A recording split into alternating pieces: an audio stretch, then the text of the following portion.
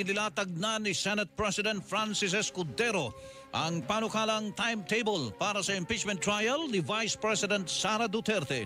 Sa pagbabalik sesyon ng Kongreso sa June 2, ihaharap sa plenaryo ng Senado ang Articles of Impeachment laban sa Vice Presidente at aprubahan ang impeachment rules. Sa June 3, manunumpa ang mga senador na uupong hukom sa impeachment court. Sa June 4 ay mag-i-issue na sila ng summons kung saan pasasagutin si Duterte sa Articles of Impeachment at pasasagutin din ang prosecution ang pagtangkap sa kanilang pleadings ay mula June 14 hanggang June 24. Isasagawa naman ang pre-trial sa June 24 hanggang July 25 kung saan tutukuyin ang mga ebidensya at testigo na ihaharap sa paglilitis. Sa July 29, isang araw matapos magbukas ang 20th Congress, manunumpa bilang hukom ang 12 bagong senador. Sa July 30 naman ang pagsisimula ng aktual na paglilitis. Nilinaw naman ni Escudero